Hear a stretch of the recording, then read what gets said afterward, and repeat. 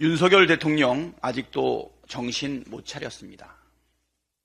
국정 방향은 옳았으나 국민이 인식하지 못했다니 반성은커녕 또 국민 탓입니까? 총선 이후 첫 대국민 메시지를 내놓았는데 원인 진단부터 해법까지 모두 잘못됐습니다. 올바른 국정의 방향을 잡고 이를 실천하기 위해 최선을 다했음에도 국민께서 체감하실 만큼의 변화를 만드는 데는 모자랐다. 큰 틀에서 국민을 위한 정책이라 해도 세심한 영역에서 부족했음을 통감한다. 이게 무슨 남의 다리 긁는 소리입니까? 총선 결과는 윤석열 대통령의 불통과 오만, 독선과 독단에 대한 회초리였습니다. 국정 운영 방향과 태도 모두 불합격이라는 뜻입니다. 그런데 여전히 윤석열 대통령의 메시지는 불통과 독선으로 가득합니다. 지금까지의 국정 운영에 대한 반성은 전혀 없고 오히려 자찬하고 있습니다. 나는 옳았지만 국민이 몰라줬다는 생각이니 앞으로 변할 뜻이 조금도 없다는 불통선언과 무엇이 다릅니까? 이런 식이라면 내각과 비서실 참모들, 전원을 교체한들 달라질 게 하나도 없습니다. 듣는 귀가 없는 것입니까? 아니면 해석할 능력이 없으신 겁니까? 국민께서는 총선을 통해 지금까지의 잘못된 국정 운영에 대해 사과하고 전면 쇄신할 것, 야당과 소통하고 협력해서 당면한 경제 위기, 민생 위기를 극복하고 민생 현안을 해결할 것을 주문했습니다. 오만과 불통, 독단과 독선을 버리고 무너진 공정과 상식을 바로 세우라고 주문했습니다. 이걸 받아들이는 게 그렇게 어렵습니까? 정령 파국을 막고 싶은 것이 아니라면 윤석열 대통령은 지금이라도 민의를 겸허히 수용하고 국민께 사과하십시오. 야당을 국정 운영의 파트너로 인정하고 소통하고 협력하며 산적한 민생 현안과 경제 위기 극복에 나서십시오. 최상병 특검법, 김건희 특검법을 전면 수용하십시오. 이태원 참사 특별법을 유족이 바라는 대로 조건 없이 전면 수용하십시오. 국민을 이기는 권력은 없습니다.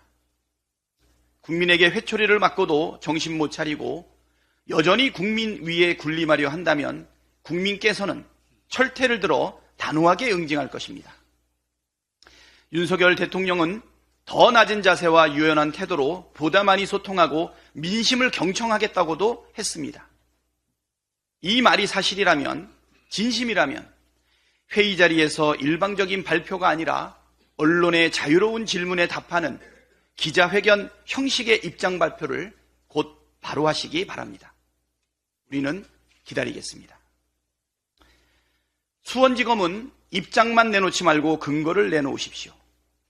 이화영 전 경기도 평화부지사가 법정에서 진술한 내용, 이른바 진술 조작 술파티에 대해 수원지검은 황당한 주장이라고 부인하고 있습니다.